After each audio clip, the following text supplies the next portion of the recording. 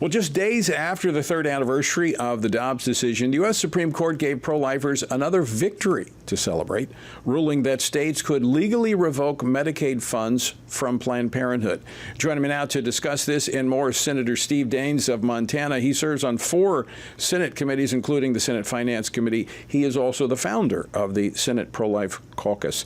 Senator Daines, welcome back to This Week on Capitol Hill. Thanks for joining us. Glad to join you, Tony. Well, you have to be encouraged by the court's decision this week that says states can exclude Planned Parenthood and other abortion providers from Medicaid funds. Yeah.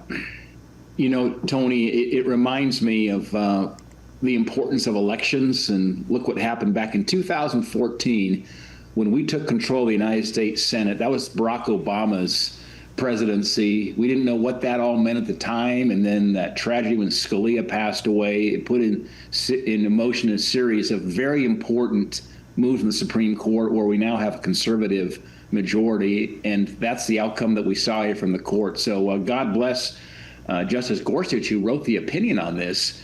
But this is, just past the 3rd-year anniversary. It was June 22nd, and now you're seeing the court upholding the battle going on at the state level to protect life. And this really goes back to the courage of South Carolina and their governor and upholding South Carolina's decision that they want to stop funding for Planned Parenthood and using Medicaid dollars to allow elective abortions. You're absolutely right, Senator. This is a great example of the states taking the initiative that they now have post-Roe under the Dobbs decision.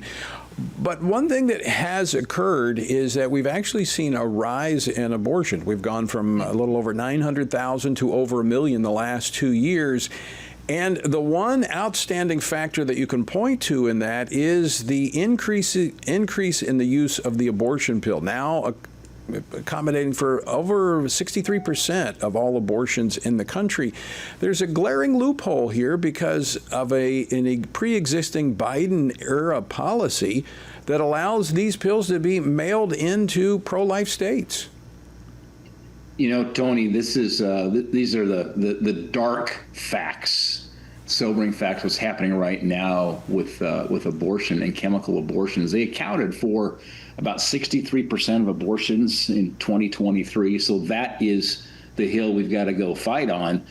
But besides the piece on the mail, which needs to be addressed clearly, there's another really important fact that we're working hard now to get out to the citizens of this country and the FDA and Health and Human Services. And that is that the Biden administration removed important safety precautions that allow these chemical abortion pills to be shipped by mail. The FDA markets these pills saying they're as safe as Tylenol. But a new analysis, and this analysis was done with over 800,000 data points looking at healthcare records, that shows that this pill results in a 1 in 10 women suffering adverse effects, many times going to the emergency room. That is 22 times higher than what's on the FDA label. This is absolutely irrefutable evidence, very fact-based, data-based, and this new evidence is something we're going to be taking to the FDA, taking to HHS, and saying, wait a minute, this is not aligned with where the FDA has clearly understated the adverse effect on women as it relates to mifepristone. And as long as that policy stays in place, it undermines the rights of states to protect the unborn. It does, because this really becomes something, shipping something across state lines. That is a fundamental, violation, frankly, of some of the prohibitions in thinking about the power of federalism and governors and legislatures that want to protect the unborn in their respective states. So this fight is far from over, Tony. This is one of the big hills we've got to keep charging. But I think there's the mail-in issue, but over top of all of this fight is the fact the FDA has understated the true impact on women with mifepristone. For full shows, live and on demand, it's Salem News Channel.